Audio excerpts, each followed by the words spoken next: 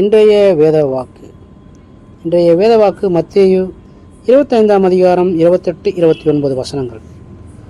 அவனிடத்தில் இருக்கிற தாளந்தை எடுத்து 10 தாளந்துள்ளவனுக்கு கொடுங்கள்.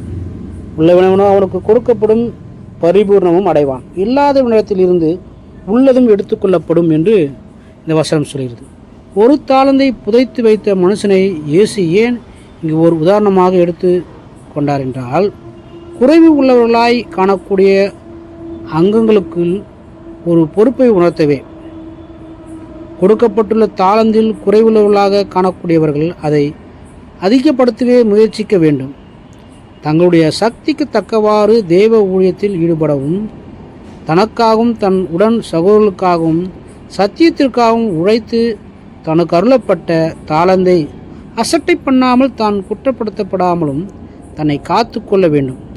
சிறு தாளந்தை விருத்தியாக்க முயற்சிக்க வேண்டும். அப்படி முயற்சிப்போருக்கு அதை அதிகப்படுத்த தேவன் சித்தமுள்ளவராக இருக்கிறார். தங்களுக்கு அருளப்பட்ட தாளந்தை விருத்தி செய்ய விரும்பாதவர்கள் அதை இழந்து போவார்கள் என்று இந்த வசனங்கள் சொல்கிறது. மத்தேயு 13:12 உள்ளவன் எவனோ அவனுக்கு கொடுக்கப்படும், பரிபூர்ணமும் அடைவான். இல்லாதவனிடத்தில் உள்ளதும் எடுத்துக்கொள்ளப்படும் என்றும், மார்க்கு 4:25 உள்ளவனவனோ அவனுக்கு கொடுக்கப்படும், இல்லாதவனவனோ அவனிடத்தில் உள்ளதும் எடுத்துக்கொள்ளப்படும் என்றும் நாம் வாசிக்கிறோம்.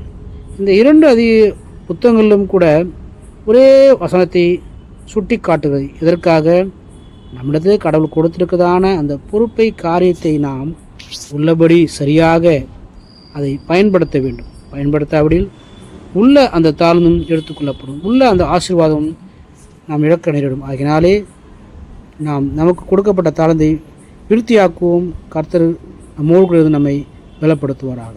ஆமென். God bless you.